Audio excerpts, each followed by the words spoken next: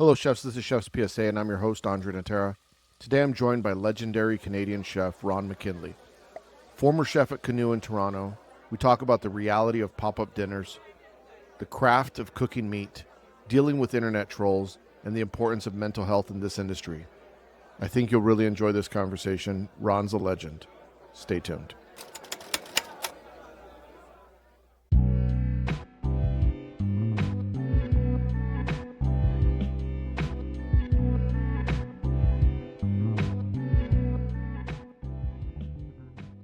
Chefs, your road to excellence starts with what you wear. For over 90 years, Brigard has defined luxury, European design and innovation in chef apparel, serving those who pursue perfection daily. Brigard USA brings modern designs along timeless classics, featuring the legendary Grand Chef to the contemporary Etheria and the Greg Chef jackets. And in the kitchen, nothing beats the original must-have apron, the French Bleu Travail. Iconic for decades as the workhorse of the classic French Brigade kitchens, with a legacy reinvigorated by the hit FX series, The Bear. Brigard's designs offer the finest materials, cutting-edge aesthetics, and a global perspective, backed by Brigard's world-famous concierge service that makes outfitting seamless. From one chef to the entire hospitality staff. Chef's PSA listeners, save 20% on your first order at brigardus.com. That's BRAGARD US.com. Elevate your kit with Brigard, where tradition meets innovation on the road to excellence. Use the promo code Chef's PSA 20.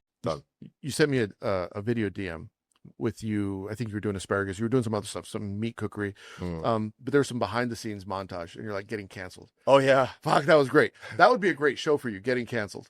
I mean, it would be a natural fit, that's for sure. I mean, I'm surprised I haven't been, to be fair, but maybe bringing light to that, and maybe not the best career move, but it'd be fitting. Yeah, at least chefs would find it funny. Well, the outtakes were good. The outtakes were hilarious. Yeah, the outtakes were hilarious. Yeah, that was fun. It was a great dinner last night. Yeah, I'm glad you guys could come. I think it's all well and good to see food on a screen, but when you can actually taste it and see how people react to it and the energy in the room, it changes things. Yeah. But it was fun. It was great. It was a good way to get my food out. And for you guys to see it and taste it. And, yeah. For people that don't know, I'm a huge fan of your cooking. Honestly, I think I've said this, and people might not understand if I'm being serious or not, because sometimes I'm fucking around and I'm joking. But if I so there's chefs that I believe belong on Mount Rushmore, but let's be honest, they're not active. Mm-hmm. You know what I mean? Like a lot of these chefs on Mount Rushmore probably haven't cooked. Well, that's why they're there, because they did their thing already. They did their thing, right? Yeah. But when I say there's a Mount Rushmore of active chefs, people that are still doing it, I'd put you on that. I'm a huge fan. I'm a huge fan of your food. Huge fan. I was excited that we could do this. I was excited that you were going to come to a dinner in Austin. Well, it's all basically because of you anyways. Yeah. Like it's who you know, right? And when we started talking, you're like, gotta get you on the show, gotta get you down here. And you brainstormed, got in touch with Kevin, who's awesome. Mm-hmm. Kevin's great. And now I'm here. But your food was brilliant. It was beautiful. It was the lamb was great. The tart, which I've been seeing online for quite some time, and I couldn't wait to try it. The filling was amazing. Everything was super good. And I think what's really interesting about the way that you cook is it's very high level. It's cooking. It's not plating. And not that plating isn't important, but it's flavor first. Cooking. It's real cooking. Flavor first. Yeah, it's real cooking. It's technical. There's a lot of steps to it. It's, making the farce and then wrapping it. Well, even that tartare dish was like the curing, the freezing, the roasting. Can you tell people what that was? Because that was probably, and I'm going to put a photo of it up in the podcast, at least hopefully it's a good photo that I took last night. Yeah. But it was fucking delicious. Oh, good. Yeah. That was fun. It was a fun one. What was it? For people listening. There was a couple different elements. One, because like Kevin Fink, who you've had on the show before, he tries to use only local ingredients from Texas as much. So there was a parfait on there, but without foie gras, we used beef liver that we barbecued to get that charred flavor on the outside. Mm. And then instead of normal butter, we used brown butter. And so it was like a roasted beef liver and brown butter parfait in the middle. But the beef itself was rump that we cured and then froze, basted it in like this miso glaze, and then barbecued it. So you kind of get the best of both worlds. You get the charred outside, the cured inside. Mm-hmm. And then there's some acid elements there. And then all the fat we rendered out and brushed on those little burnt baguettes. So try to use all the flavor elements to bring it together. Pickled apple, and there was some pumpkin, like charred pumpkin, and then a charcoal oil that kind of brings it all together. So there's like a lot going on, but it works if you get the acid right. Yeah, it was really delicious. I'd never had a tartare with like a parfait or mousse on top. It was delicious. And when you came to the table last night, so for people that are listening, because this will be a bit delayed, yesterday was like International Chef's Day. International Chef's Day. That was a good day for it. Then, Yeah, yeah, it was nice. great. Yeah, it was perfect. International Chef's Day, so I had a table full of chefs. We went to go Perfect. try your food. It was great. It's the way we're going to celebrate. And when you came to the table to drop it off, you're like, make sure you mix it up, taste everything together. It's really important. Make a mess. Make a mess. It was so good. It was so good. And it was one of these things that it was like, why has no one, or at least I'm not saying no one's ever done it. I've never seen it. It's like, I'm going to start stealing. Like when I do my next guest chef. Yeah. I invented that. Like, have you ever seen that before? I'm going to say I invented it. Well, I think the cool thing about that one as well is because they don't use foie, and I like using foie at times, it forces you to think differently as well. And that's when some cool stuff happens. And that way we're able to use beef in multiple different ways on one plate again. So the liver, the rump and everything. So using a cheap cut and making it fun and special.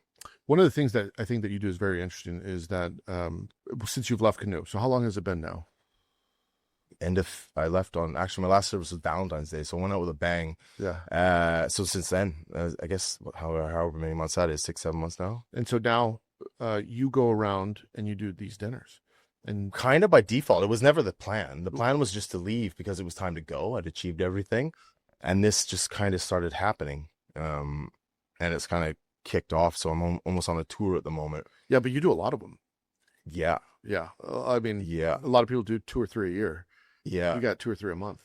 At least what it seems like. Right now I do, for sure. Even when I was at Canoe, I was doing a lot of them because I also knew that it was a way of networking and meeting people and learning and getting my name out there. Because the company I worked for, great company, but they're not going to push me out there. So if I don't push myself out there, so I found it as a way of meeting people, and it's opened a lot of doors for me in that regard. And now this as well, like all these dinners I'm doing is like network. It's networking, and it's great. It's almost like staging in restaurants too, because you get to see how they run and they operate while I'm trying to do something eventually. But this is all a learning experience. It's all good I come and do the food, but I also get to learn how to do it in a different environment and see the food that they're doing as well and how the operations run and this and that. So for me, it's like almost like a stage, but then also something to keep myself busy, keep momentum going, and keep me in touch with what's going on. And from a planning process of, like, if people wanted to learn how to do what you were doing, if there was a planning process, because you do a lot of them, do you do a new menu every single time, or do you do like your greatest hits? How do you honestly, it depends. It depends. Sometimes like the restaurant that talks to me, or the chef that I know there, or a friend of a friend, they might want to see a certain thing that they maybe seen me done before, or sometimes not at all. Each establishment's a little bit different. I mean, last night was more of a sharing kind of neighborhood concept, done really well. And then next week I go to Philly, and it's at Providence, which is tasting menu only, so really refined. Then after that I go to Seattle, and I'm doing at my buddy Kevin's place in Seattle, who has Beast and Cleaver, the butcher shop there, which is amazing. His pâté en croûte are like world class. He's just opened a pub called Little Beast, so we're gonna go there and do like some like kind of refined English pub food kind of thing. So it changes, it chops and changes every single time, which is great for me because it gets me out of routine, and I have to think differently about where I'm going and how I'm going to do it and who I'm cooking for. So yeah, each one is a little bit different. Yeah. From a planning and logistics operational, how do you pack at home, or do you not now? When I was in the restaurant, I would bring some mise with me, but now also coming over the border with food is hard because you could get busted, and then if that's the case, you're going to get red flagged and you're in trouble. So these dinners, I'm coming organized with recipes, mise en place, sheets, and like just being methodical about what I get done each day leading up to the dinner. But that's pretty much it. That's wild. Yeah. I mean, it's a learning experience on my side, and also it's a lesson in delegation because you can't do it all by yourself. So depending on where you go, you need to be very open with the team. Like, I'm not coming prepped. I'm coming to cook, and if they're open to it, then it's great because their team gets to learn even more so.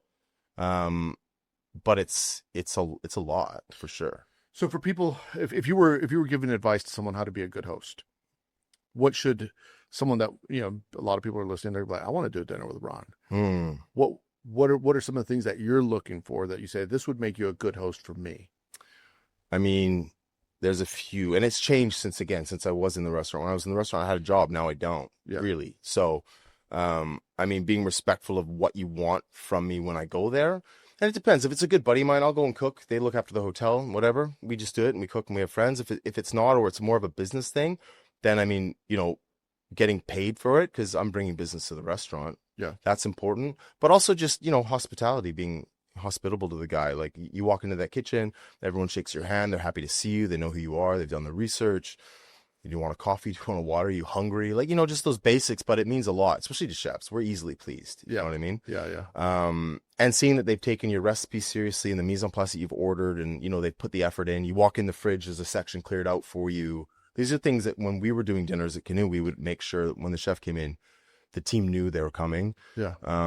Very welcoming, and would bend over backwards just to make their experience that much better. The hospitality experience for guest chef dinners, I think, is something that is critically important. I know when I was doing that, when I would invite guest chefs to cook with me, it was something that I would say, okay, make sure we have a helper for them, like full time. They don't know where anything is. They need a runner, like a full time thing. If we could get a prep, let's make sure everything's ordered when they come in.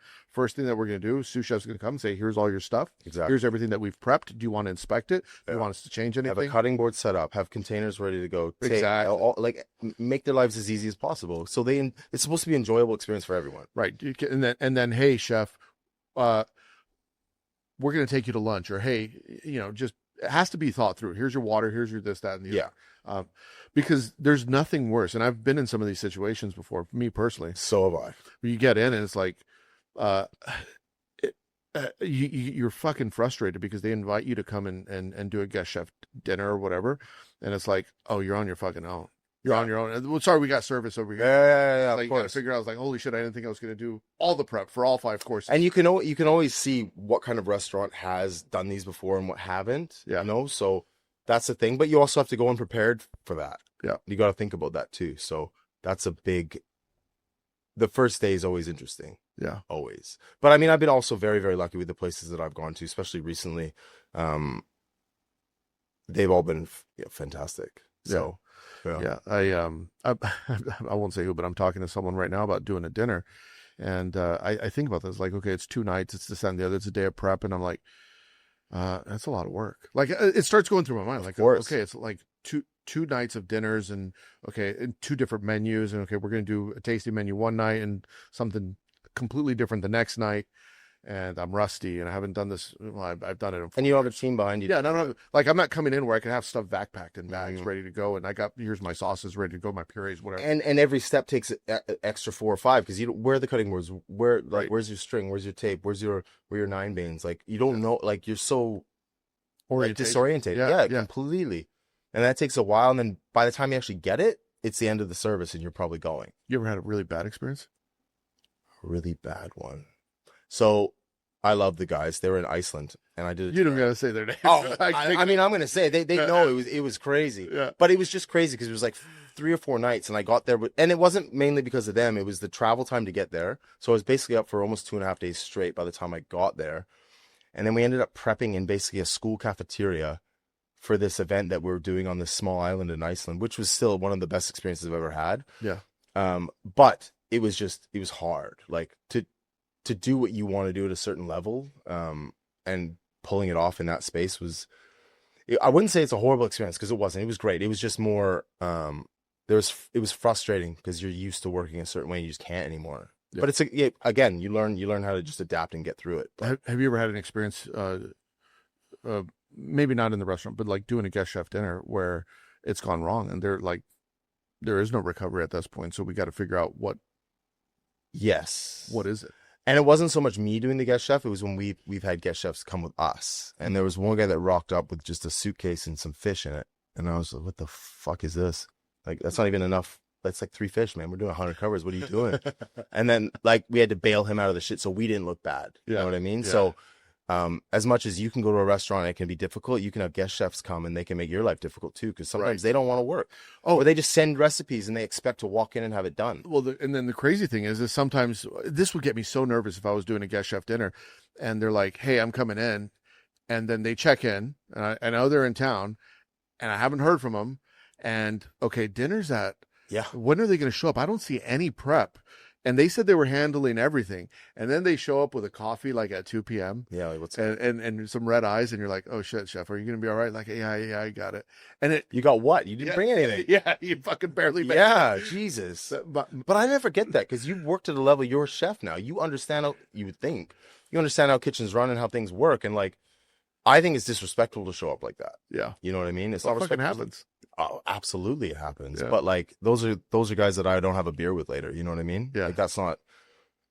It goes two ways. Mm-hmm. You know, you come prepared. I'll bend over backwards to make sure that you have a great experience. But you don't come prepared, then you're making my life difficult. I don't want that. One of the things that that I think is important when you're not you, but in general when people are doing these dinners is, so like you were talking about earlier, you're kind of doing a stage, going into people's kitchens. I like to think of it that way because and I think staging when you're a little bit older in your career is better than when you're younger. Because when you're younger, they just look at you throw in a corner, you peel onions. Yeah. When you've worked in stations and you've been in a senior management, when you go into a kitchen, you look at things differently. You look at the POS system, you look how they run the pass, how they take their orders, how their mise en place sheets look, how do they do their recipe sheets. You look at all this stuff. Mm-hmm. How do they relate with the front of house? How's the, you know, do they have certain steps when a cook comes into the kitchen? Because we had a list of things you need to do. Like, you come in, you shake everyone's hand, you look at each one in the eye. So, you know, you say hello.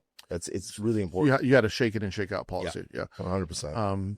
Yeah, that's great. So did I. And you can test the temperature of a cook when they come in that way. Yeah. You know, if they're not really looking at you, you can tell it's going to be a day. You can tell right away. Mm-hmm. Right away. And I think it's just also, it's like roll call. Yep. You know, everyone shakes in, everyone shakes out. Everyone. Yeah, everyone. Yeah. I love that. And I when I've implemented that as part of kitchen culture anywhere I've worked, when people leave, that's the one thing they say that they always take to the next place is the shake in and shake out. It's like, that's the most impactful thing of professionalism. Yeah. And and also, like, it's great when they do in the kitchen, but then you get the front of house come in a bit later and they just walk into the kitchen, don't say hello. And it's like, are you fucking joking? Like, just say hello. Right. Oh, you look busy. Well, I'm always going to be busy. But like, I can multitask. I can say hello and keep cutting. You know what I mean? Like, that winds me up to no extent when they don't even pay attention to the team. Yeah. That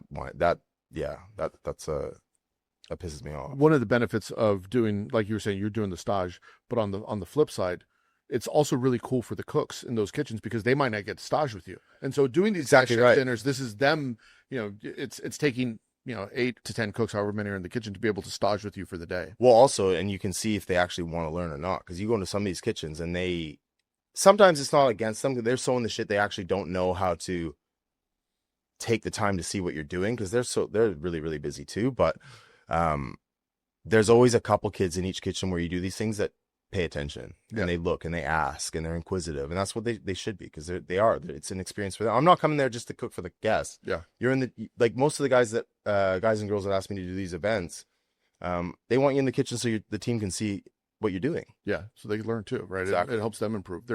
On both sides. You're leaving a little something with them. Exactly right, and taking something too. Yeah, exactly. One of the things that I used to do, and for people listening, I would encourage you to do this if you're doing guest chef dinners, is yes, it's for the guests, but it's also for the team. And so post dinner, what I would do is, like, I'm just kind of thinking more recent memory, would be like one of the sous chefs going to go make a bunch of burgers and milkshakes, and then everyone eat together, like post dinner, but sit down with the guest chef, the cooks. Like, I'll sit on the other end of the table. I want you guys to pick their brain. Yeah, like, I'll sit down with them, give them shit, and make them laugh, and like hang out with them, and, like, you know, smack them around a little bit, but like jokingly, right? Like, or sometimes not jokingly. Like, they do something stupid, I'll tell them, but that's the whole point. Like, it's to get the experience of how that person operates and how they, you know, interact with people. It's a big deal. Yeah, I did a dinner with the Roca brothers years ago, and afterwards we had like family meal. So we all sat down, my team, their team, big family style table. And I remember I sat next to Johan Roca, and I had a couple of my chefs sit next to him. And I was like, make sure you talk to him. And I remember I was so pissed because a couple of them did, but a couple of them, like, didn't say a word. And they were talking to each other. I was like, you're never going to sit next to this guy. No, but chefs at that age, we're all just idiots too. We're in the kitchen because we're not social, right? So you learn to be social, like, probably later in your career. But until then, it's like walking into the cafeteria in high school, you know, like, you don't know where to sit sometimes, and it's awkward and it's weird. I get that, but You also sit they're going to next to the regret it pretty- later. Sit next to the pretty girl. That's it. Talk to her. That's I wish I did that in high school too. But no, I fucked that up. So something I think that's important, it's probably not talked about enough, is a lot of times there's this something for nothing world that we live in as chefs. And it's not everywhere. Sometimes it's guest chef dinners, but a lot of times it's food festivals. It's, the local food and wine events that they call you up and say, hey, can you give us 500 portions and you're going to get some ROI in terms of, guest exposure. And a lot of times what you're paying for 500 portions and your time and the prep you don't get the ROI. I didn't see a spike in reservations after that. Or can you come cook over here? Or can you come do this? And somewhere along the lines, people just expect chefs to do this for free. Somewhere along the line, Well, I think it's our own rule. fault because we're those guys that just like to do it. You know what I mean? And we just say yes to things in without exchange understanding that we should be getting paid for it. Right. It's our time. It's our resources. Exactly right. And if you're making a profit, because a lot of times the person that's inviting you, whether it's a food festival, restaurant, et cetera, you're making some form of profit. Yeah. And I get it. Sometimes you're on the come up and you're just glad to be invited. Absolutely. And it's important. It's an important thing to do. I agree. Yeah. But then there's other times when you're at a certain level, you're established as a chef, and it's kind of insulting. Like, we should have some. It's insulting, and it's just another part of the industry that needs to change. Yeah. And I think it's just it's become such a norm to do it. And again, a lot of these dinners I do, it's a friend of mine I just want to hang out with. It's the only real way you can catch up with them because we're all so busy. So we hang out in the kitchen for a couple of days, do a dinner, and that's keeping appearances and talking to your buddies and hanging out with them. But then there's sometimes when they ask you to do something, it's a lot of work. You gotta go there. You're working with the team. You're talking to guests. It's an experience. You're bringing something to the restaurant or the event or whatever you're doing. You should be paid for that. It's years of craft that you've gone into you being asked and able to do something like that. It should be respected for sure. And I think it's not talked about a lot. And it's another thing that needs to change in the industry, especially with chefs now and restaurants. You need to diversify. You need to find different streams of income and all that. And if that's going to be it, then we should get looked after. Yeah, 100%. How do you fix that problem? I mean, conversations like this, Yeah. getting it out there, because I think chefs are also shit at asking. They're shit at asking. Yeah, absolutely, Yeah, and they'll just want to do it because they don't want to. I mean, even I've gone down that road too. You almost feel like you're being like cheap asking for it, but at the end of the day, you're not. You're sticking up for yourself for one. You're respecting yourself. And I think there's a lot of things that need to change in hospitality, but that is one of them. And I think to make that aware is this talking about it and just making it more out there and normal that chefs think and or do expect to get what they give. Yeah. Now, because I do a lot of public speaking, and honestly, that's what I am best suited to do. I could just show up and talk. I talk for a living, right? Now I do. When they throw in, can you cook, this, that, and the other, it's like, well, I don't do my public speaking for free. Exactly. They would never think that you would. Yeah. So why would I do more? The public speaking is maybe, if I'm doing a leadership seminar, it might be 4 or 5 hours. I'm not cheap. Yeah. And if I'm going to do a public speaking event, if I'm going to be a keynote speaker somewhere, it's an hour worth of my time and some presentations, some slides. I'm not cheap. So why would I do it for free to come and work twice as hard for 2 days in a kitchen with no resources? And we're institutionalized, man. Yeah. It's just so ingrained in us to just do it. Yeah. And also we're idiots. We want to impress, right? Yeah. And you do a big event, you get the congrats, you did great. And for us, that's a big deal. So I think part of it is a confidence thing too. But I think it's important to more people to be aware of that. So when do you think it's fair to say, yes, I'll do that? And then other times it's like push back. And should there be some sort of, should there be anything, whether it's trade, whether it's, there has to be a something for, there has to be a something for something exchange. Absolutely. It's not a something for nothing. And it's situational. It could be like, you're going to go cook at your buddy's restaurant and have fun and catch up. Yeah. And then vice versa, you'll bring him and do the same. And, then it's 1 for 1, which is great. But, if it's not that kind of situation, then I think if you're going to reach out to someone and ask them to do that, you should have a game plan of what you're going to offer that person. Don't just throw it out there like, hey, you want to come cook with me? I'm like, I don't even fucking know you. Like, I don't know you. Yeah. So unless it's a friend of someone I respect and whatever, that's cool. There's a connection there right away. Yeah. But if it's someone I don't even know and you're just saying, hey, why don't you just come cook? It's like, well, why? Yeah. What's the why? What am I like? There has to be an ROI on it. There has to be. There has to be. You know? So I think it's down to respect, if anything else. Yeah. And that's one thing I think people miss completely is whenever you're asking someone for something, like this is a very important lesson in all negotiation in life. The other person is always thinking, what's in it for me? Mm-hmm. I don't care who you are. There are some altruistic, selfless people out there that will just do it just out of the kindness of their heart. But even then, if it's always something for nothing, there will be resentment, right? Mm-hmm. In some form or fashion. So ask yourself, when you're going out and you're asking this chef, can you do this for me? Can you do that for me? Like, what's in it for them? If there's nothing in it for them, you might want to rethink your ask. Well, also, yeah, and ask it right away. Don't go down the road of doing all this and start organizing and talking about it and then be like, hey, like, is there something in it or whatever? Like, be direct at the beginning because it saves useless conversations. Yeah. And I only need 4 words, not 20. Like, I just want to get brevity. Fucking just say it. Yeah. That's it. Yeah. There's a song by Wu-Tang Clan, and the Jizza, the genius, says, keep it brief, son, half short and twice strong. Yeah. Right. So it's like saying half the words. Get the point across. Get the point across. Shut the fuck up. But like, that's also important in kitchens. Like, I don't need the chef. Someone at table 23, they want, and they said that they at this other restaurant and they do the steak different. It's like, so you want an upcook? They want the steak cooked more. Yeah. Is that all? Then fucking say that. I don't care about anything else. Yeah. Like, I don't need to know. Really cute. Yeah. Like, I don't need to know that, like, what they're wearing or like what they've been through today or anything. It's important, but like not right now. Yeah, I just need to know what they want, and then we'll figure it out, or we won't. But it's a yes or a no. Yeah. That's it. Yeah.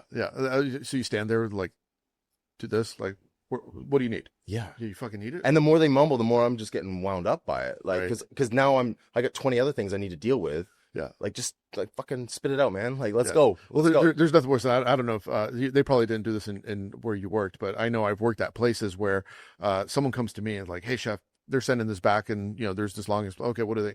And then the cook's like, I cooked it right.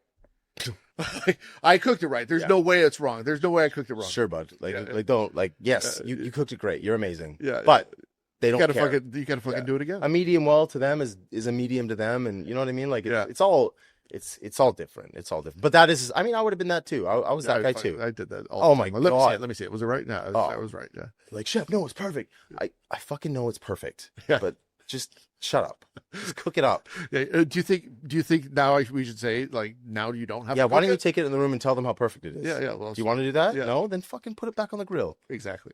But to your point, we got off track on a tangent here, but to your point, you got to be upfront. And I think that's a very important thing. I'm much more that way now with business that I do. Is like, hey, just so you know, because people will say, hey, can you come? I'm just making this up. People will come to me and say, hey, can you come speak at or whatever? I say, just so you know, this is my business. Mm-hmm. This is how I get paid. I get paid for public speaking, leadership seminars, things like that, keynote speaking, whatever. I get paid to talk. This is my business. So I want to be upfront. Like, I don't, unless it's like for a charity or something that's like, but I'm not going to do this for free. Yeah. This is my business. And so chefs have to also start thinking about that. Like, and chefs have to be organized enough in their own thoughts to know that they have to do that. Like, come prepared on your side as well. Yeah. Now I'm doing dinners like this. Yeah. And I didn't think about it before, but now I have, set things that I'll ask for right away that it's respectful to the business. So they know what they're getting in, and also in return, they're going to get something out of it. And same for me. And again, I think it's a big part of the industry it's just important, like chefs have just been yes men for a long time. Yeah. We're fucking great at that. Or not great at it because we say it all the time, but like, yeah, we say yes and we get it done. But like, it's just changing the mindset and understanding you are your own asset and you got to stick up for yourself. Yeah, no, I agree. This is an important conversation. I'm hoping that this conversation that we're having will spark more conversations because it needs to be had. It does need to be had, and it needs to just become not a question. Like it should be a normal conversation. Yeah. A normal conversation. Yeah. One of the things that, going back to food, one of the things that I really like about the way that you cook, and it's something that we've talked about, but I've also touched on other episodes, is that there's a difference between making something really beautiful that's, like the garde manger food. A lot of garde manger food, people got stuck in garde manger where they focused on, shaving vegetables and making, beautiful oils and things like that. It's like, well, somewhere along the lines, you got to learn how to cook. And I have nothing against a crudo, and I have nothing against a beautiful salad or anything like that. I find them delicious. But what you do is cooking. And I'm not saying you don't do the other stuff. One of the things that I think you do exceptionally well is you cook. And I do feel like high-level cooking, technically, is becoming a bit of a lost art over aesthetics. Yes, for sure. And that also has social media to blame. Yeah, for sure. But it is a thing. And I think people are tweezer happy now too. Yeah. Which is that's not my thing. I don't like tweezers. I got hands. Like the food I do doesn't require tweezers. Yeah, God's tweezers. Well, like, I mean, if these mitts can make something look good, I don't need a little pinchers, like, yeah. But also my style of food doesn't require that to dress a plate. I understand it in different, a linea and stuff like that. Like that style of food does denote using that, but for me, no. And cooking is more than just putting raw ingredients on a plate. Yeah. There's a thought process, there's a background, there's the sauces that take days to make, the meat preparation. Again, it takes a lot of thought, you got to be pretty methodical with how you're going to get it on the plate, make money from it, and also reproduce it again and again and again. Because it's all good to do it for once, but if you have to do it Monday, Tuesday, Wednesday, Thursday, Friday, you got to have systems in place to roll over. Mm-hmm. You think about like back in the day, when you were starting out as a cook, they put you on the garde manger station where you might have a couple of salads, apps, cold apps, whatever. But you graduated to hot food. Yeah, that's what you're always pushing towards. Yeah, or you would think you're always pushing towards. You were striving to become the hot side cook, or the grill cook, the fish cook, whatever. But garde manger was always the entry point. And what I see now is a lot of chefs don't graduate from garde manger, and they build their whole culinary identity around pretty food that's flowers and nasturtiums and squiggly sauces and stuff like that. It's like, great, but do you know how to cook? And they just hide the protein under it. They hide the protein under it. Yeah, precisely. Because the only protein they know how to do is probably in a bag or in a water bath and then seared over and cut. It's not a braise. It's not been poached. It's not done, utilizing different ingredients on the plate and then wanting to show it off without, covering it up. Yeah. And I think what you do is exceptional. And this is why I always recommend people watch you cook, because there's so much going on, so much technique, so much precision butchery. But all these other things that you're incorporating, whether it's, making a farce, using the caul fat, using the fat for something else, like there's proper cooking involved. How did you develop that style? Because I feel like it's so unique, for today's age. I mean, I was lucky when one of my first real kitchen jobs was in Edinburgh for Tom Kitchen, and he was Pierre Kaufman's last sous chef at Le Temps Clair. And Kaufman creates flavor, and that's how he does it. He uses every element in a very smart way, cost-effective way as well by default. And that's how you create flavor, and that's flavor. And Tom was like just nuts about it, about flavor first. Flavor. The sauces took time. The butchery, we did everything in house. We had a gamekeeper. He would shoot and bring the stuff in the morning. We're gutting hairs at 7:30 in the morning, and that's when you learn classical technique, but you also learn like why things taste good. And it's not just roasting a piece of meat and banging it on the plate. It's days of preparation beforehand, using the fats to render and split sauces, or putting the fat back through a farce or multiple cuts, and learning how to use them all. And for me, it's not even cost effective. It is cost effective 100%, but that's not how I look at it. I just look at it as like, it's going to be way tastier if we do this, this, and this. Like, get the process behind it and then bring it out, and then what you're eating. Highlight it, respect it. What were some of the lessons that you learned specifically in that kitchen? Shut the fuck up and cook. Yeah, shut up and cook. I mean, one, own your mistakes. Where was it, Scotland? Yeah, in Edinburgh. Yeah. Own your mistakes. Like, and you can't really say now, like, be a man, but like, it was like grow up. If you fuck up, say that you fucked up. We'll fix it. If you don't, you'll hear about it. But I think the biggest thing I learned there was how hard I can work. I work better under pressure, and how to truly respect the ingredient and get the most out of it. Whether it was woodcock, snipe, teal during game season, or the first of the season asparagus coming through the doors, or the scallops that we would chuck in the morning. We respected every ingredient more than I'd ever seen before. When you're developing dishes currently, how does your thought process go? Does it go more, these are the techniques that I want to showcase, or is it more focused on the ingredient? I wish I had a singular process. It'd make my life a little bit easier. But like let's just take a menu that you're working on now. So I would say usually it focuses on one ingredient and then how to maximize the flavor in it. So whether it's a vegetable or a meat, whatever I can do to bring out the flavor the best. And if that's different cooking techniques or different cuts on the plate, or even if it's a vegetable, asparagus, you trim it down, you use the trimmings, you juice it, you cook the asparagus in the juice. Like you want that flavor to pop so much that no one knows how they've never had that much of a one-off flavor. Like that asparagus tastes like asparagus. It's crazy. Or the lamb, you break it down, you use everything, and you all the trim and all those bits is how you get the depth. But I usually focus on either a protein or vegetable and then work backwards. And then I see what's in season and then kind of put those things together. But there's no real specific plan when I do it. It might look like there is, but there really isn't. I think you're more so cooking.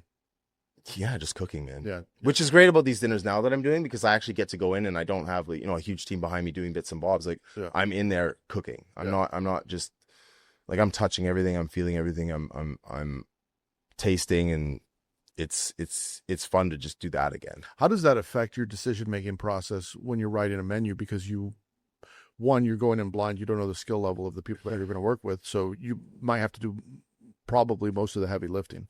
Yeah. Sometimes look, you want to make, instead of doing 10 moves, you want to make 3, and being smarter than harder in a lot of things. And then sometimes you got to also realize that they're bringing you there to see some of that stuff, and you just got to suck it up and do it. And it's going to be hard. Yeah. It's going to be hard. And be honest with them too. Like, hey, look, if I'm coming down, I'm going to need hands. Yeah. If you want me there, we're going to have to do it. I'll have to come a day earlier. But, sometimes you just do it and wing it when you get there and you figure it out. And a lot of times when you go into these kitchens, they have other things going on that's really interesting, and you can grab that and use this. And also going in knowing that your menu is going to change and be okay with it. Yeah. Because you have to just be able to adapt, which again is cooking. That's cooking. I want to go back to asparagus. Walk the audience through, I should probably say, what is your process for cooking asparagus? Because you mentioned a couple of things, you clean them, you collar them, you juice them, or what is, if you wanted to make exceptional asparagus right now, and the asparagus are great, it's not asparagus season, but I mean, you don't need much. For instance, we had all those, like, what's that word, like armchair quarterbacks that like pipe up so I did a video and I was Frenching it. Honestly, this is exactly where I was trying to leave. Yeah, well, we got there in the end. He's been kicking my fucking foot under the table. How do you handle the trolls for the asparagus? Well, I used to handle them a bit differently, but I'm better now. But like, they see it and they just like, why are you doing that? It's pointless. It doesn't make it taste better. Yeah, it's a fucking 15-second clip, you dick. Like, I'm doing more after that. I just don't feel the need to tell you because, 1, I don't know you. 2, I don't care about you. And 3, I don't give a fuck what you think. I know it tastes good and that's how I want it to be. And yes, it takes longer. It does take more time. But there's a reason. And like I said, you take the little leaves off. Yeah. We dry them and we fry them. They become a crisp. Fucking delicious. You call it collaring. I call it Frenching. You French them down. You take that. Or you can also buy some seconds asparagus, the ones that aren't pretty. They're cheaper. And we'll juice all of that together. And then you cook the asparagus in its own juice. It develops the flavor. Yeah. So you're maximizing waste. There's no waste because you're juicing it and you're putting it back in. Yeah. But these guys just say that because they want to cut corners. They don't want to do it. Yeah. And that's cool. Don't do it. I'm not asking you to do it. How do you handle the trolls? I've seen you clap back a couple times. Sometimes. Yeah. Sometimes it gets the better of me. Sometimes I've also seen you be very professional with your answers too, by the way. Depends on who's in the post too. Yeah. But most, like, now I just kind of like, sometimes I'll just delete it and move on. I just don't care. But sometimes I'll come home late at night and I'm like, all right, you chose violence today. Like, I'm going to fucking go back at you. And I'm pretty good at, saying what's on my mind and putting it out there and putting you in your place if need be. Sometimes they're right when they say shit too. I'm like, fuck, you're not really inherently wrong. Like, it was probably a dick thing to do. And it's butter too. Like, I use a lot of butter. Like, fuck it, I love it. It's delicious. And they're like, oh, your food cost must be outrageous. Actually, my food cost is pretty good. Like, it's very good. And the butter, again, we reuse it. We roast meats in it. We keep it. We separate it. We split sauces with it. Like, it brings flavor. It's just they don't know. Yeah. And that's what, trolls are just trolls. Yeah, it's funny. It's funny to me when I see people troll you or other, like sometimes I'll put a clip up of a podcast and people go crazy, like, oh, they don't know what they're talking about. It's like, you don't even know who that is that's talking. And trust me, they do know what they're fucking talking about. I promise you, they know exactly what they're talking about. And then I go to their page, it's like a fucking 1-year cook and micro herbs on a hot steak for what reason? So just fucking wilts, you idiot. Like, it doesn't. Yeah. And it is always those guys. It is always, if it was someone else that was like, it's like I'm gonna message like David Breeden or Dave Barron about like, are you sure you want to do that? Like, look stupid, guys. Like, no, you wouldn't do that.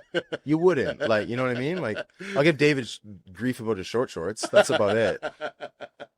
That's hilarious. But it's true, because you see there's a lot of very opinionated people. There's strong opinions, and I'm not sure if they know why they have those strong opinions. Sometimes when I see some of the comments, I'm like, if they're criticizing, who hurt you? Yeah, well, not only that, but it's like, who told you that? First of all, why are you regurgitating that information? Why are you so empowered to like speak up about it? Yeah, like, don't. Yeah, and you know who you're talking to? Meaning, the chef that you're on their page. I don't know who it was. It was someone talking about. I saw a video where this guy was washing chanterelles with a little bit of flour. Mm-hmm. Flour with flour. So he coated the chanterelles with flour. Okay. And then rinsed them out, and the flour took out all the dirt. Sounds smart. Yeah. And fuck it. Well, what if they're gluten free? The comments. And you shouldn't what do if that. Gluten free? Then stay in your bubble. Yeah. Like, don't have it. And it's like, you should never. You're never supposed to wet mushrooms, and I'm like, name a chef that doesn't get them wet. You're gonna sit there with a brush and pay 7 hours of labor just to go like this on your morels, right? Sink them in water, wash them off, dry them properly, move on. Exactly. But these people is like, and I remember I kind of got frustrated because I was reading all the comments because it was entertaining, but then I just got pissed, and then I was like, this guy has 2 Michelin stars. Do you think he doesn't know what the fuck he's doing? Yeah. Do you think he does not know what he's doing? And he should listen to you, who's still in culinary school, and your profile picture has your living in his mom's basement. He just feels, I showed him, send. Like, yeah, you're an idiot. Yeah. Just shut up. Yeah, the people these days, fuck, I hate that. I mean, it comes with it though. You gotta be okay with it, but it is what it is, and it's not gonna go away. It's not that I mind the trolling. Sometimes they're funny. It's not that I mind the trolling, by the way, because I find I'm sometimes I talk shit too. So it's not that. What I mind is when you're attacking an extremely talented chef that you're like, you don't know what you're saying. Mm-hmm. That's what bothers me. It's like you are doing yourself a disservice. You're making yourself look stupid by attacking this person that's extremely talented. Like, I respect this person. Yeah, I mean, there was one I was cooking at home, and I had like this deboned chicken half, and I folded it over. It was just like a brick chicken or something. And someone in the comments like, I can't believe you're doing it in that kind of pan. My chef wouldn't let me. Like, I'm at home. Yeah, cooking. Shut the fuck up. You want me to fire myself? I'm sorry, I didn't have the right fucking kit to pull this off. Like, what's wrong with you? And then other guys like follow me will get in and start giving that guy grief. I'm like, guys, just stop. Like, I'm getting notifications because you guys are bickering. I don't need that. Yeah. But I used to enjoy it. I'd find the worst comment and I'd pin it.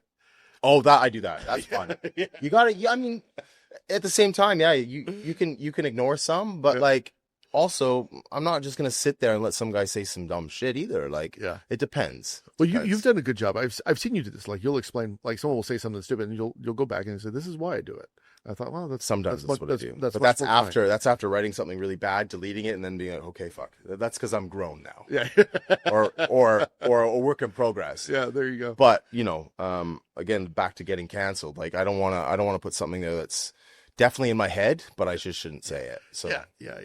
And I don't want to, because I know I was that person too, by the way. But then young cooks see that too, and then they think it's okay. Yeah. And you gotta be realistic with where you are. If you have a lot of young cooks looking at you, which I do, which is still for me it's a weird thing. Like, you don't think you're ever going to be in that role. Mm-hmm. But if they see you clapping back at people, they're going to jump on board because they think it's cool, and like, it's not. So you gotta remember who's watching sometimes too. Yeah, my saying is, I don't argue with fools or idiots, and I don't reward bad behavior with my attention. So now I've gotten really good at just sometimes I reward myself by giving it back to them too, like, because it's just, they deserve it sometimes, man. And you deserve to treat yourself occasionally. I mean, look, I like a snack every now and then, like, so I'll have that with, some late night Chinese food and flick through the comments and give them some grief and move on. Yeah. It's, we fucking trolls. I can spend a lot of time on that. Anyway, I'll stop.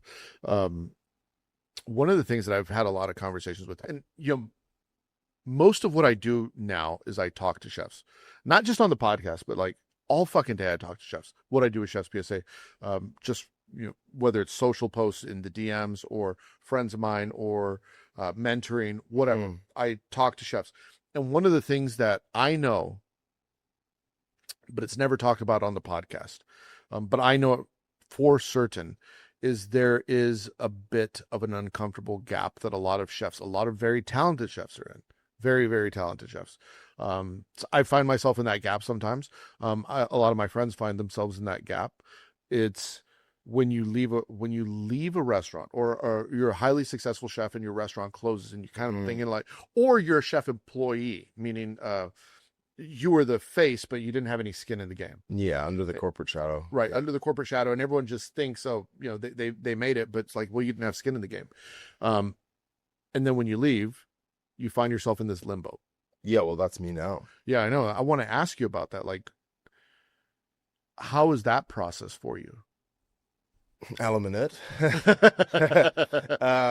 I mean, it's different. Look, the way I operate, I need a kick in the ass. So when I left, I didn't have a game plan per se, but I know that I operate better like that. I didn't want a Band-Aid. Yeah. If I stayed at that job, I would have not liked going to work every day, which isn't fair on me. And it's not fair to my team, So I left when I was still happy there, but knowing that I'd achieved everything I could. It was time to pull the plug and sort it out. And I need that pressure behind me. But it's hard because once you run like, an establishment like Canoe that I was at, people and yourself have expectations for your next move. And I'm not about to take a job that I'm not going to love or be able to pursue. Just keep pushing. I can't do that. I know I won't be able to do that. So finding that next job is hard. It is hard. Yeah. And I think it'll either make or break you as well. And if you can be patient to find the right thing, and sometimes you can't, like life's life. You need money, you need to do this and that. And I've been very lucky in terms of all these collaboration dinners coming up. It bides me some time. It allows me to network and meet people and hopefully the right things happen. And I'm looking to do something down the road, but it's an incredibly difficult situation because you don't know what's coming and you don't want to take a step back. So it can put you in a mind space that's difficult. It's also a bit of a mental game because you had the confidence of a restaurant behind you before and you don't now. Your apron's off for a little while, and it's a weird. It is a weird space. The first month or so for me was an eye opener. Yeah. I realized I'm not good with free time. Yeah, what was that like? First month. It was hard in a certain way because I didn't realize how used I was to a schedule. Yeah, and I think chefs. We all have ADHD in a way, even though it's not the cool, ones on Instagram that everyone says they have it. But chefs 100% do because, not everyone, but I 100% do. Without a timeline and without a schedule, you're kind of, like you said, you're in limbo. You just kind of go, like days off, you're useless. But at work, you'll always get shit done. You'll be ready for lunch. You'll be ready for dinner. You'll get the orders in on time. You'll go home. You'll be back early in the morning. Schedule.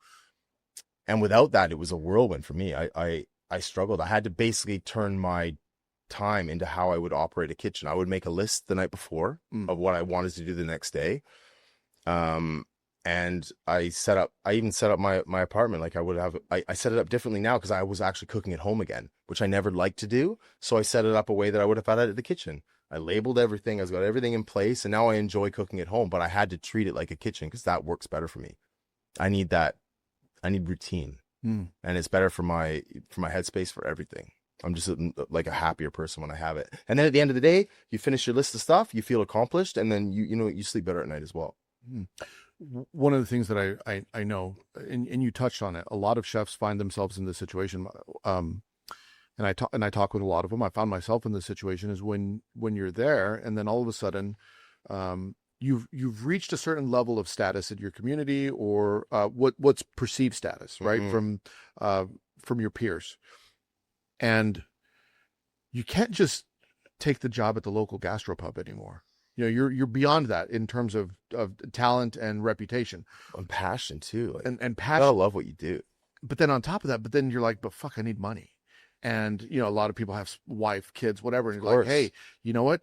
I know you were the chef here, but guess what? We need to pay the bills. We're going to lose the house or, Course. whatever the case may be. And a lot of chefs, I know many chefs that I, throughout my career that were at the tip of the spear in the city, and then you don't know where they are anymore. Like they vanish Mhm. because they hit the top and they left that. They weren't the owner and they left, and then like, well, whatever happened to that shit? Yeah, and they lose their momentum. They lose that public eye, Yeah. and people forget quick, man. Yeah.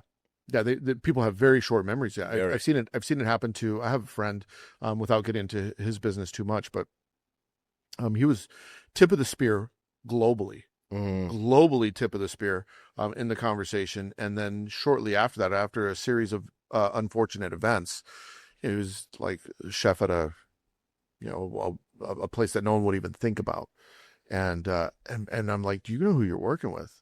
Like this dude. Again, I don't want to say his name, but this person's like a fucking gangster. You Mhm. know who you're working to? And they're like, him, that guy, and like, yeah, that guy, Yeah. that guy's a motherfucker. And no one knows. Yeah, I don't think. I mean, with the way that the social media and information is now, when we wanted to learn about chefs, we had to do the research and read Yeah. about them and get the magazines and get the books and get that. But now they don't need to do that, and I think that there's a level of information and history in cooking that the young chefs don't seem to care about anymore, Yeah, and they don't know that, yeah. which is horrible. They're chasing the now. And the clout and Yeah. the pretty food on a plate and the fucking chefs taking selfies of them. Like, I can't stand that shit. Chefs taking selfies of what? Jesus Christ. Just like, if I'm following a chef, I don't want to follow you for your face. I want to follow you for your food. Post the food.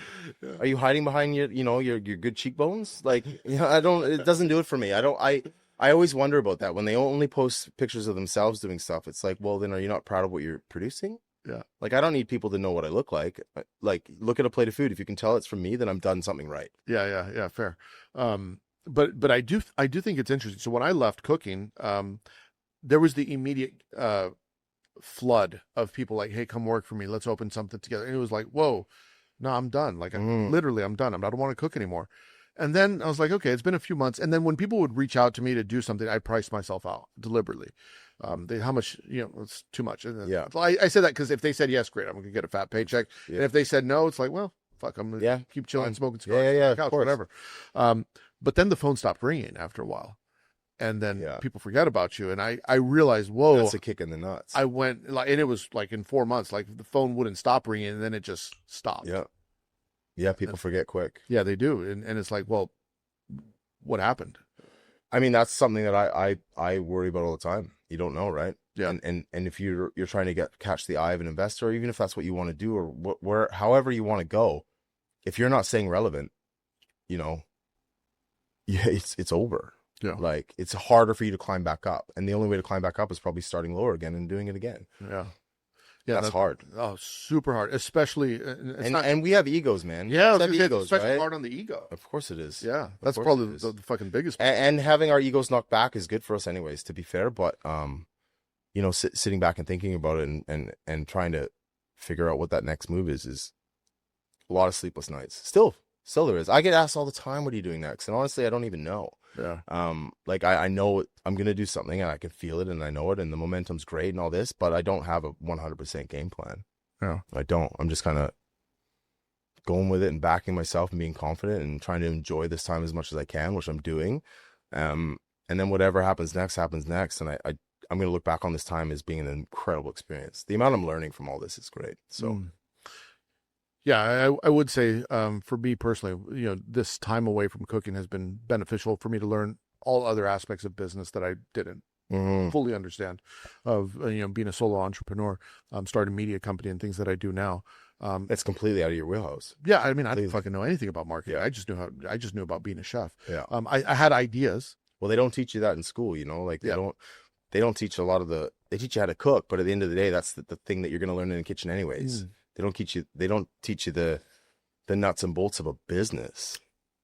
Or the struggles you're going to have with mental health, which is a big thing in the chefing world too, that no one, I mean, people talk about it now, but it's fucking huge, right? Yeah. No one, they don't, well, maybe they do teach you that in cooking schools now. I don't really know, to be honest, but I can't imagine they do. They No, I don't don't teach you think about like movement, keep your body moving. Like Right. you got to stretch, you got to be active, you got to, because you're standing all day. The more active you are, the more stretched you are, the better your headspace is going to be, the better chef you're going to be. But Mhm. the role models I had coming up in kitchens didn't do that, Yeah. you know, and I think it's important to set that example as well.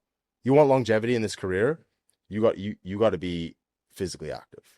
I 100% agree. The gentleman that you met yesterday, we talked about at length being physically fit in the kitchen. That's kind of his thing. You know, it's about keeping your body good so that you could have a longer career. But we didn't even think about that. No, but We because he fucking didn't have the example. Yeah, we didn't. And No. I have a thing right now that I'm saying often is like being healthy is the new soigné.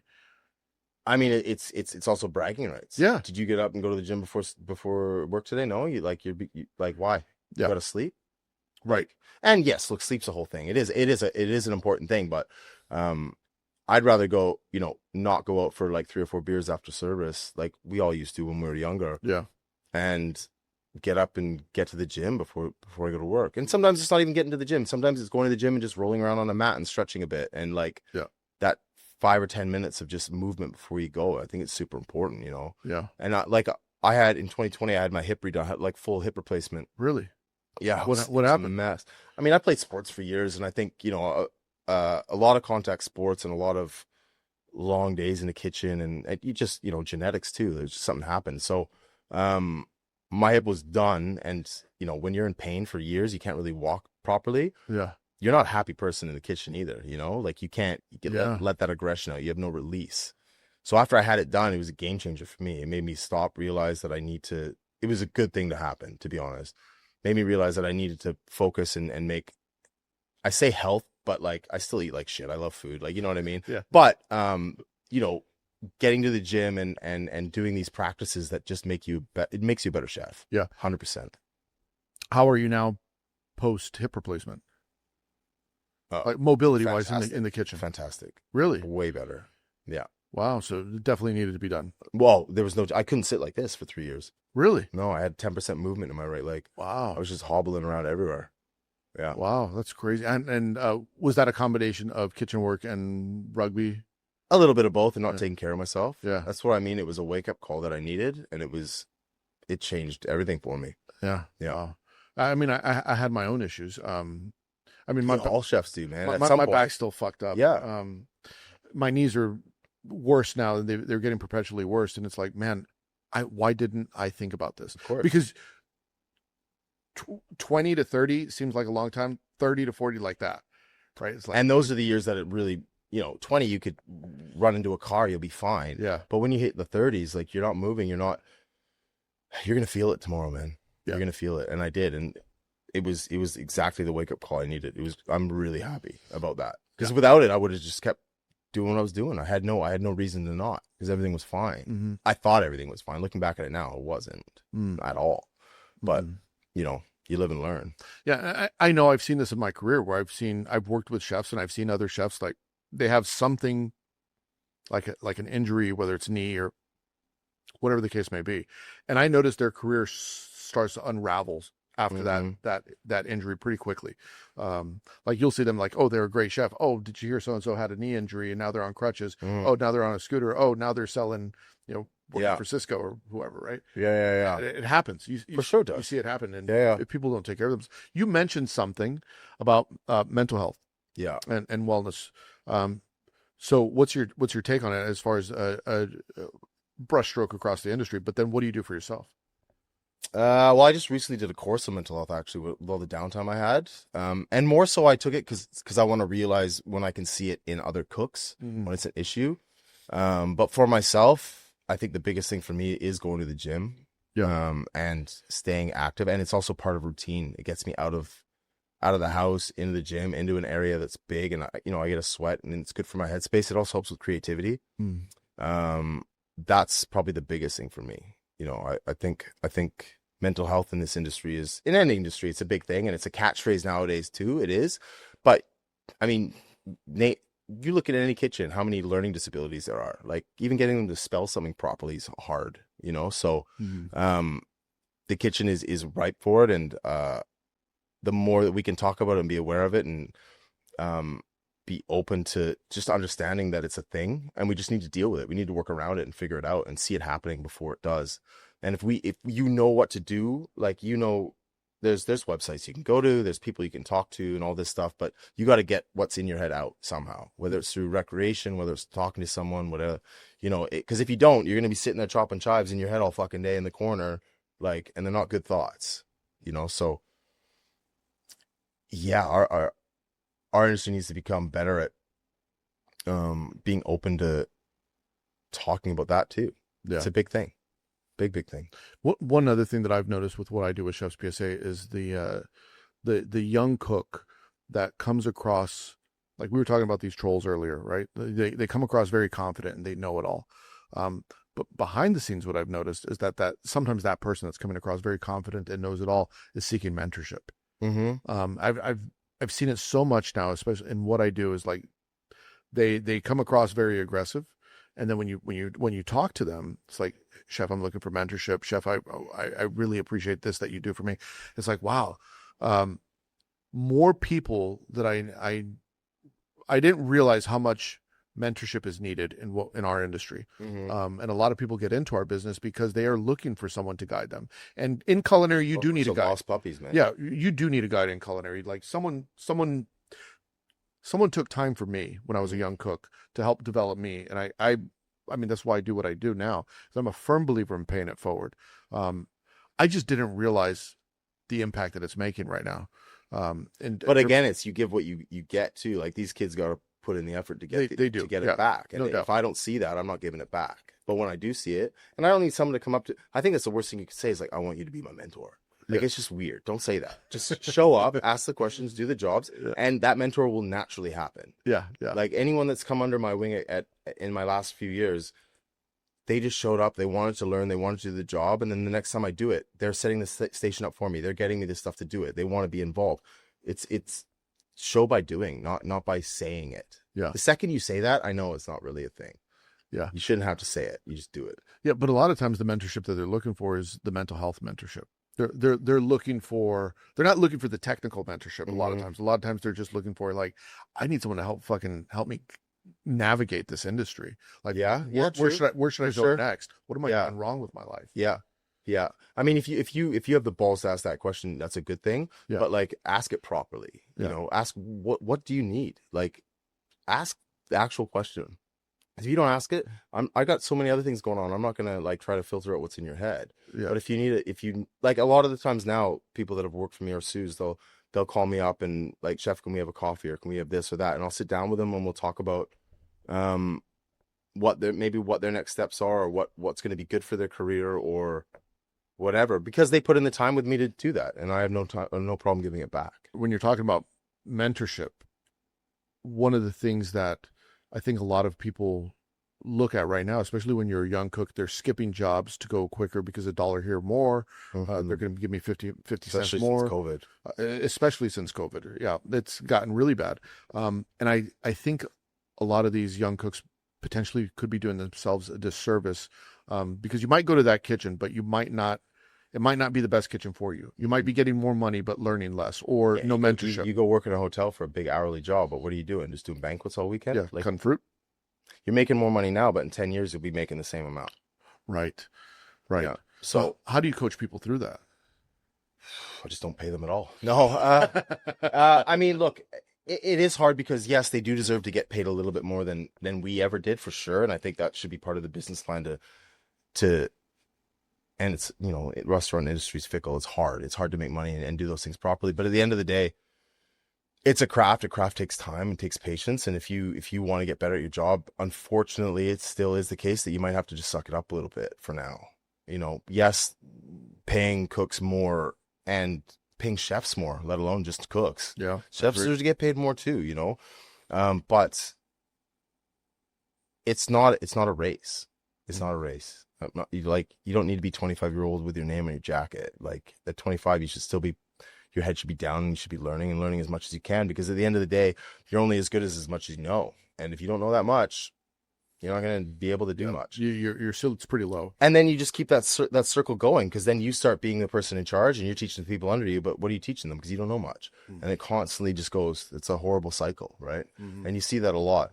So I think the biggest thing is, if you are a chef that has people under them that want to learn and they see that they can keep learning from you, then you're giving them something and they're going to keep learning. That's great. Like, you have to give that back to them. I guess the biggest thing is young cooks are just in a rush more than ever before. And now, because of social media, there's a lot of techniques online. There's a lot of, there's a lot of videos of how to do stuff. Get the Grande app, chef. It's yeah, exactly right. Yeah. But back in the day, you couldn't do that. So you had to suck it out longer, suck it out. You had to stick it out longer in kitchens, because the only way to learn in those kitchens was to be there. They weren't putting out books. They weren't doing tutorial videos. They weren't doing stories. They weren't showing the mise en place. So our generation had to do time in the kitchen. And now I think there is more information, and yes, they can learn how to, do that dish.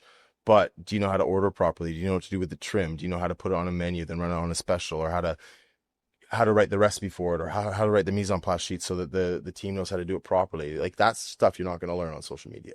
Yeah, there's a lot that you can learn on social media, and I think it's a very powerful tool. Even as you introduce AI, AI can help with a lot of things, but you still, there's something to like, knowing how to make it once doesn't mean you know how to make it. No, absolutely not. Knowing in theory that it's steps 1, 2, and 3 doesn't mean you know how to do it. And you have to make something a lot of times before you realize, like, oh, you know what? I thought I know how to make this, but now that I've made it 100 times, I realize that I didn't know how to make it in time.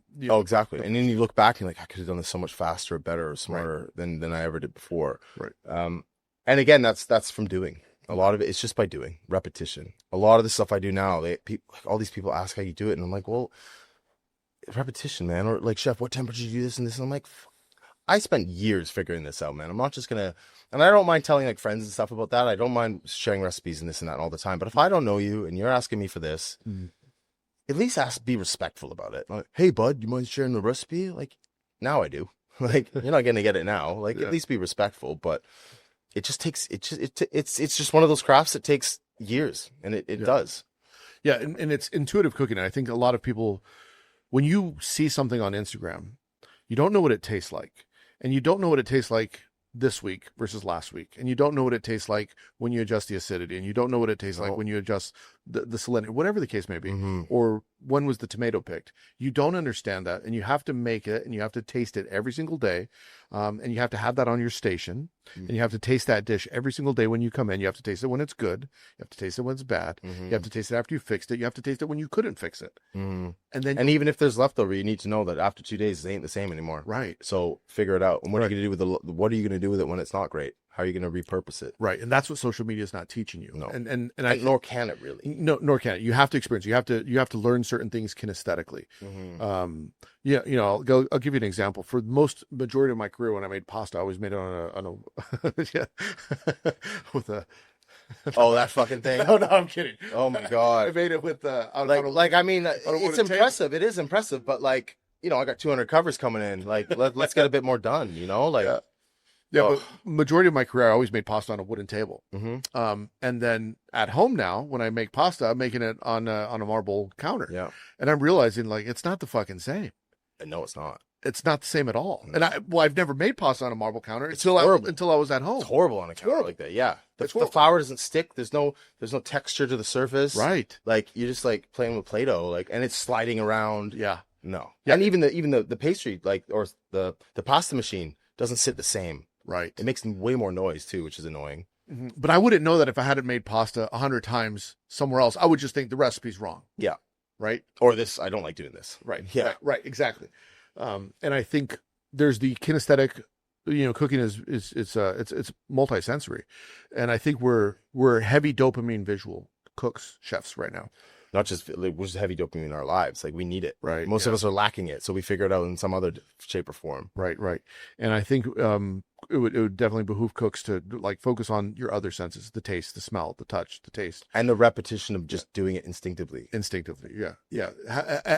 And when you've done something for a long time, it becomes zen-like, because you could kind of zone out when you're skimming stock or slice of mushrooms. Well, and then that's when like, when you just want to sit on the pass and like trim chanterelles. Right. Like, that's a good day. Yeah.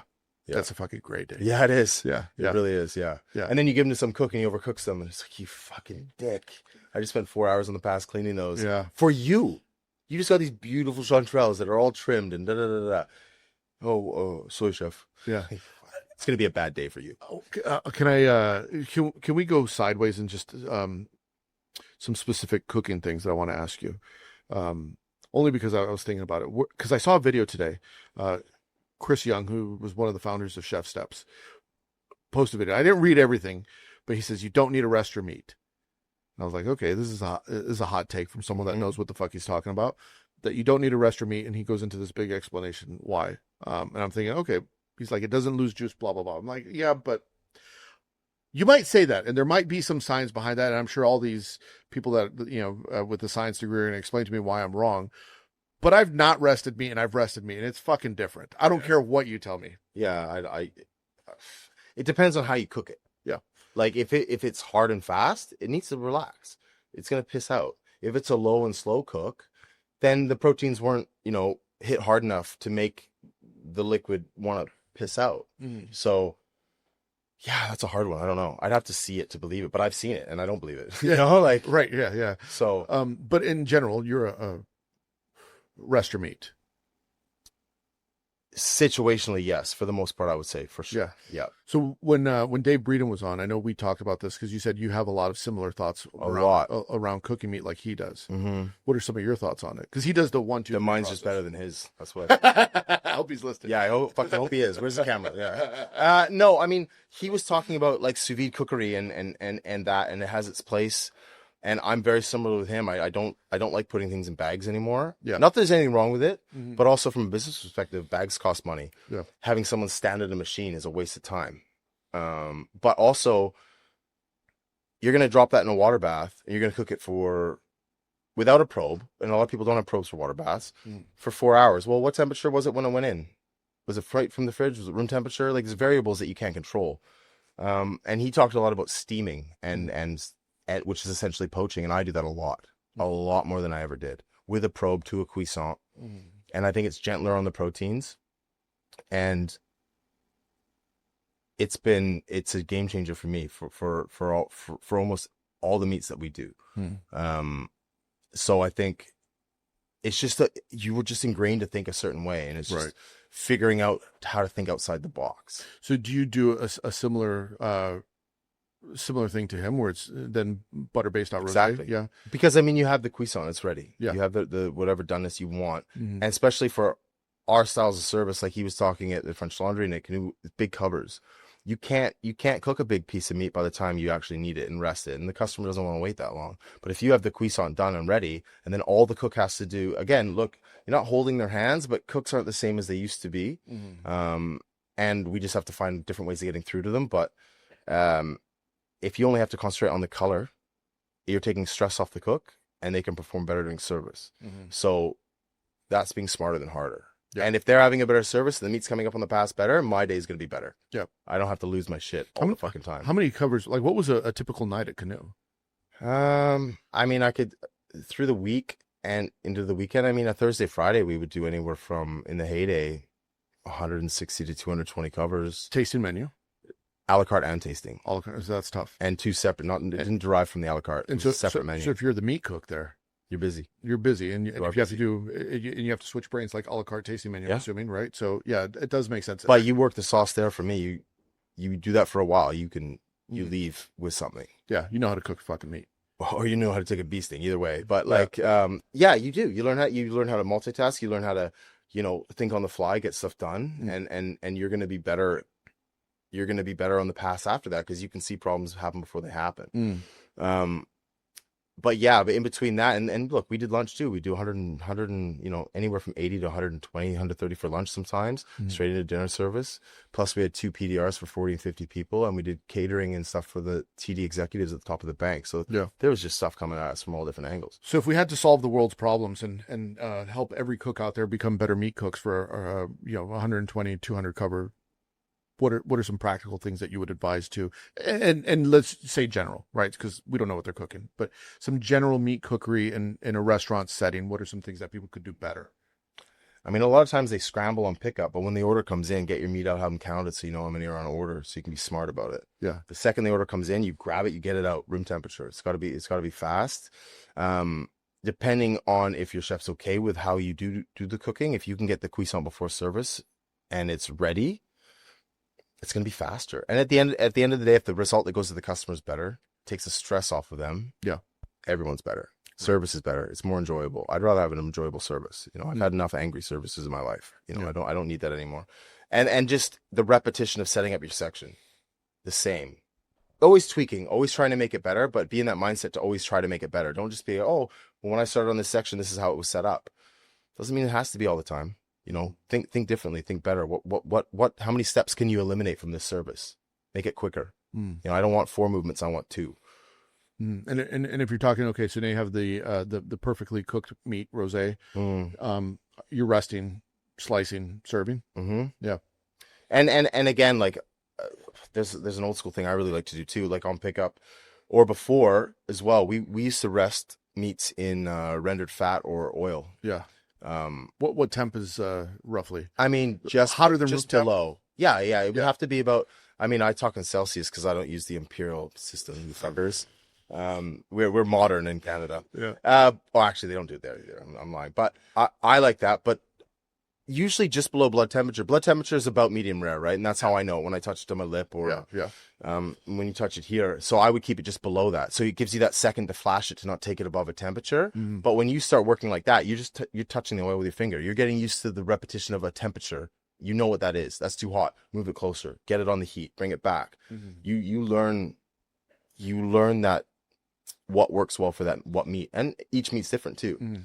You don't want to have lamb, duck, and beef in the same oil, right? So do you have a specific fat so like duck and duck fat? I mean, it depends. It does depend, and also look, there's costs involved in that too. You got to be smart with it. Yeah. But I mean, if anything, a neutral oil. It's not so much for adding flavor to it because you're going to take it out, you're going to roast it anyways. So clarified butter. I mean, that would be great. But if you're thinking that you putting that in is going to impact the flavor, you're wrong. It's more about relaxing and resting, and because oil isn't water soluble, they're not going to rest out. The liquid's not going to go anywhere, and it's a pretty old school way of doing it. But we even used to treat it almost like sous vide, where we'd be doing all these different cuts of lamb, and we'd literally not on pickup when the docket came in, we'd roast it, just get color on it, and throw it back there because it's about 50 degrees. It's just going to sit and rest. It's just perfect when you come to pick it up. When I worked for a bit in Vancouver, and when I first got there, that's home for me. That's my hometown. Is it really? I'm from Vancouver. Yeah. So I was so the Fairmont.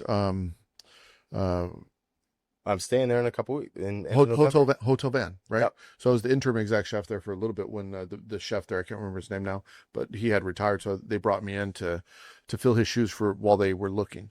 I was American, so I didn't have a legal. I don't know if I could say that, but anyway, I was there. We let everyone in. Yeah. But I remember one of the first things, like all the cooks said to me, they're like, do you know what we call fucking ketchup here? I was like, what? They're like, American Hollandaise.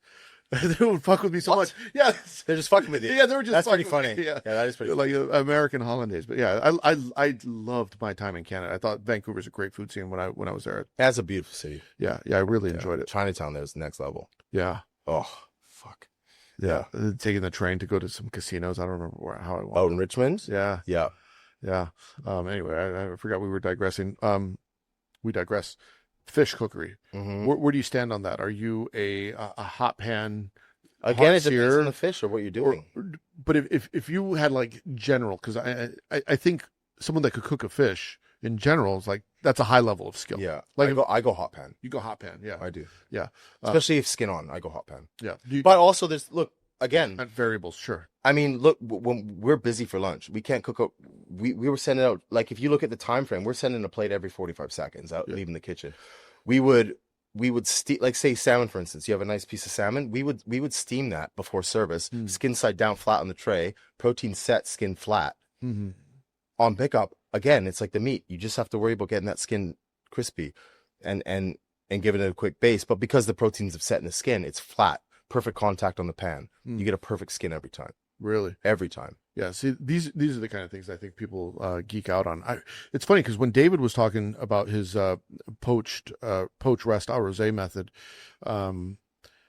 I started thinking afterwards, I was like, it wasn't the same thing, but I had dabbled in that technique, not like that, similar years ago, because I read in a Gordon Ramsay book where he talked about like poaching the chicken first and then pan roasting it afterwards. And so we tested in the restaurant, like, let's see how this works out.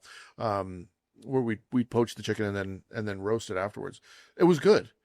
I don't think I figured it out perfectly, so I stopped doing it. Like, no, just fucking do something else. But it's less to concentrate on. You're worried about one thing, not two. Yeah. Because you can get great color and undercook the piece of protein. Yeah. Or you can have the perfect protein cook and fuck up the color.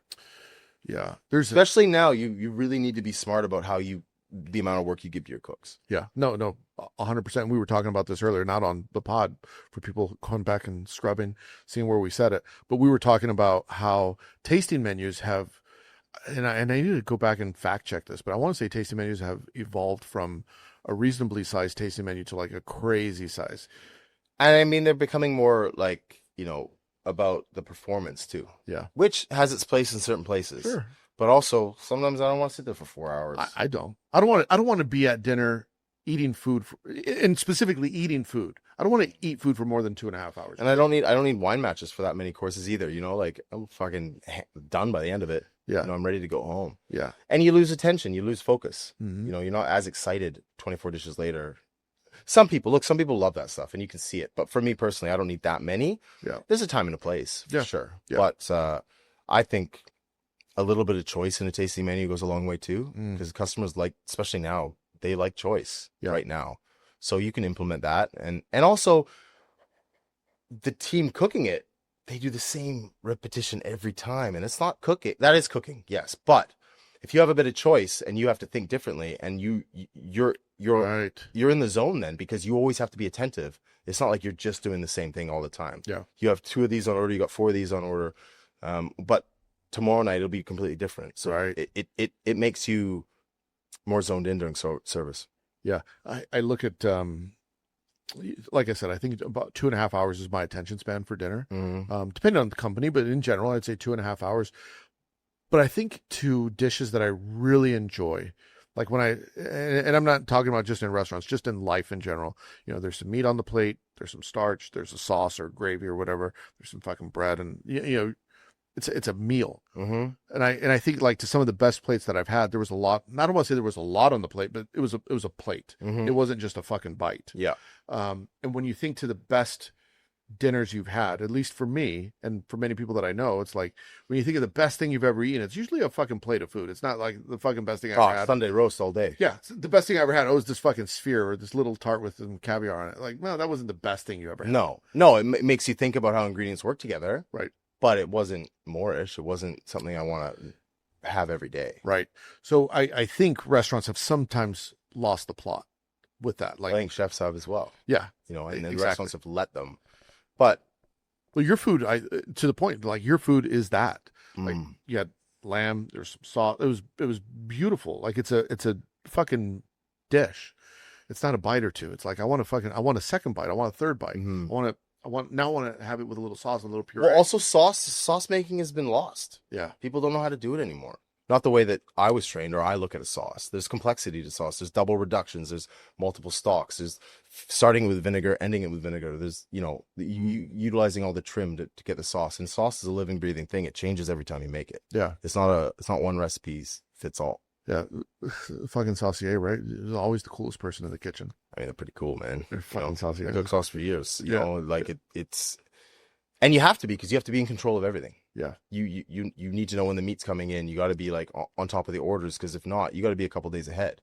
You got to be, and to get to that level, you need to do everything in the kitchen to get there. And so you have a bit of swag and a bit of confidence when you're at that section, because you probably deserve it. For people that don't know, that follow you, you have the second best taste in music besides me. Oh, okay. It's challenge accepted. You have such a good, like, your song curation on every fucking post that you do, especially in your stories, is fucking great. Sometimes I'll just sit there and watch all your stories just because I'm listening to fucking music. It's fucking great. What's that song? Write it down. Yeah. It's great. But you have an eclectic taste of good hip hop, good R&B, some old school Motown. It's fucking great. Yeah. I'm going to ask you to create a playlist. Definitely. Yeah. No, I will. Yeah. 100%. We Yeah. can do it when it drops. I've been asked so many times to do it too, which is cool. It's very cool that people are into it. I think like again, I need to be forced to do stuff. So this now puts it out there. I'll have to get it done. Pressure. But yeah, I think music and food's important, man. It brings an energy to it. You post something and there's no music to it. For me, I need that. I need that. I think it's important. And even in a restaurant, I think the playlist brings an energy to the room, and I think it can change the experience. I think it's especially for 100% for me. It's vital. It's part of it. Yeah. In fine dining specifically, I felt like fine dining never had good music. I think now it's acceptable. It is. Go see what Noah's doing at Oreo. Like he plays wicked music in the dining room, and like it empowers the dine.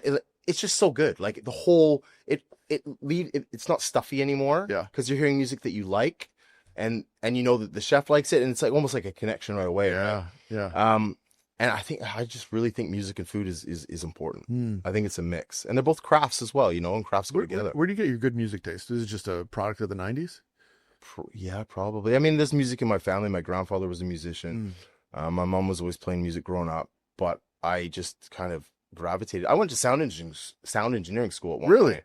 Yeah, but I was on the computer looking at food all the time. I was like, I can't do this. I'm out. Yeah. But I just like music. I like hearing it. When I hear it, I know. Like I'm horrible with names. I'm horrible with this and that. But when I hear it, like sometimes it takes longer to pick the music than it does to make the food. Like I'll sit there for ages. Really? Like, I'm pretty anal about it. Yeah. But I know when I hear it, I know it works. Yeah, your fucking music choices are good. Good. I have my hip hop playlist on Spotify for people that want it. I'll probably link it in the show notes too. Well, we can see who's is better. Yeah, exactly. We have people vote. We'll do a poll, right? Fucker, where's the camera? You fuckers better vote for me. But yeah, your playlist is good. But I like that. Because a lot of people think I only like hip hop. I don't only like hip hop. It's just Chef Space has kind of become that. Of course. So that's the brand. All right, I'll only put hip hop. But I really like R&B, 90s, a lot of the 90s. And the stuff coming out of the 90s and 2000s in New Zealand, I used to live there. Yeah. The hip hop there was fucking crazy good. Really? And I still listen to it all the time now. Yeah, man. I'm starting to like some of the London rap. Mate, yeah, of course. Yeah, it's very good. And they're going back to some old school stuff that's coming back, right? Yeah. Thank God, where it actually took skill, not a fucking button. But the New Zealand hip hop, man, like there's guys down there like Kinka PC, Scribe. They're all our age now. Yeah. Back in the day, they were killing it, man. Shea Fu, like, I loved it. And look, the Polynesian culture is big in music, so it was just ingrained in them, and you can see it. Yeah. Fuck, what was I going to ask you? I drew a blank. I think I stayed up too late last night. I definitely did. Yeah. When we wrap up the show, typically I give like some quick questions. What's your all-purpose salt in the kitchen? Is it Newfoundland Sea Salt Company? Oh, really? It's Peter and Robin, they're friends of mine. They have a sea salt company in Newfoundland. Yeah, and they make it themselves. It's amazing. And also being in Canada, like I want to use Canadian salt. And it's great stuff. Family run business. What do you do for finishing salt? Same thing. Yeah, but they have all different salts. They do. Okay. Yeah, they do their own sea salt, their own kosher, like you name it, they have it. So it depends on what I'm doing. The sea salt's great for finishing. The kosher salt's great for cures, and also like at the beginning of cooking something, you want to use that as opposed to something like like a flake salt. But yeah, on the pass we'd have the flake. Do you finish on the pass with acid? Not so much on the pass. Usually. Sauces, yeah. Sauces will get finished with an acid. Do you have a go-to acid preference? Depends on the sauce. Yeah, figured. But I'm pretty vital to sherry vinegar. Sherry vinegar, yeah. Is it general? Sherry vinegar is my. I like sherry. 60% of the time, every time. Yeah, but I would say so. Yeah. What about kitchen tape? Do you use kitchen tape? Do you have a preference? Was it blue? Was it green? So at Canoe we use blue because that's what we got, but. It's harder to see, so I would use green if it preferably. Yeah, I'm with it's easier to see. It's easier on my eyes. We're old, man. Terrible night vision. We're old, man. I need it. Do you do something? Actually, I'm gonna skip that question because I think you've covered it. Like something unique that you do with food, but we talked a lot about meat and stuff like that. If you had a chef's PSA out there for people listening, so for the young cook, start or stop doing this in the kitchen. Calling everyone fucking chef. Yeah. Does that drive you crazy? The only reason, I'll tell you why, I don't need to be called chef. That's not the thing. I don't need a title, whatever. But when everyone calls everyone chef, I'm the fucking chef. I turn my head every second because they're saying chef. I think they're talking to me. Yeah. It winds me up to no extent. To no extent. And they're not chefs also. Yeah. You're a cook, man. You had mentioned earlier that you're bad with names. Horrible. Does it help?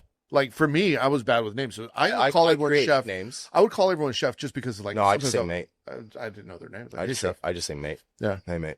Yeah, that's it. You're mate. Yeah. That's it. Or I give someone a nickname. I like my nicknames. Do you? Right. Yeah. Yeah. Last question, chef.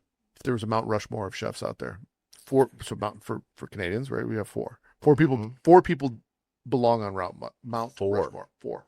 Is there four chefs that you would say are the legends? So we're gonna, probably more than that. The first one is two because they're gonna be double headed. So I'm gonna slide an extra one in there. The Roux brothers. Yeah. Get them up there. For me, Pierre Kaufman. Mm-hmm. I mean, he was my old chef in Edinburgh, was influential to me, and he was influential to him. I mean, he's the one that taught me how to stuff pig starters. Mm-hmm. You know, that's a big deal. So Roux brothers, Kaufman, Adam Byatt. Mm-hmm. I don't think anyone would have listed him here on the show before. If you don't know who he is, you should. Yeah, it's great. He owns a restaurant called Trinity, and Harry is his head chef there. The food that they're doing, outstanding. And he's sharing a lot of it on YouTube. You can see He it. is, Yeah. and the generation he's in, because he's older than we are, and he's embraced it. Yeah. And his food is phenomenal. I think one of the people that I went off on in the comments was criticizing him. Come on, man. Yeah, and he's a gent. Like I went and ate at Trinity last year, and it was one of the best dining experiences ever. Yeah. The kitchen team brought me in. I went for beers with them after the service. Like Adam showed up specifically to come say hello. I mean, it helped that I went to lunch or to dinner there with Brett Graham. That doesn't hurt. But his food is flawless. Oh, legend. Absolute. Yeah. Absolute. And he's become a friend. And just the cooking he does is he makes it look so easy. And that kind of food is not easy. Mm. Yeah. So that's four? three. That's three. No, sorry. Fuck. I don't even know why I didn't think. Jesus Christ. Michel Bras. Yeah. Oh fuck. Yeah. Legend. Michel Bras. That's a good list. Yeah. Well, where can people find you if they want to continue to follow along, reach out to you, see your food? I mean, the best for me is, I use it like my CV is my Instagram. It just kind of shows what I'm doing, where I'm going, what I'm up to, and all that. And the next little while, I'm in lots of different places. I'm in Philly, Seattle, Chicago, Nashville. I'm cooking with Ryan Poley in Nashville at Iggy's, Providence in Philly. Then I'm over to Seattle and then Chicago as well. So I'm kind of all over the place. And R.W. McKinlay. Yeah, R.W. McKinlay. Yep. Yeah. He's awesome. my, This is fun, chef. Yeah, man. Thanks for coming to Austin. Food was great last night. Loved it. Yeah, I'm glad you guys could come and try it. And I'm excited. I got another couple days here so I can go and eat some barbecue and like relax a little bit. Okay. Yeah, I'm pumped. Awesome. Well, I hope you enjoyed the show. You know what to do. Make sure you leave 5 stars if you're listening on Spotify or anywhere, really. If you're watching on YouTube, hit the like and subscribe button. I've completely revamped the Chef's PSA store, shop.chefspsa.com. I advise you to go check it out. Just peruse, look around. Maybe you see something nice that you like. Keep supporting the show. Go to chefspsa.com. You get books, obviously the merch, early access to episodes on Substack and Spotify for premium members. We'll see you next week. Hit the porno music. No André in the kitchen, mixing, dropping chef knowledge, no fiction, stirring up the beats, heating up the session. Listen close, class is in session.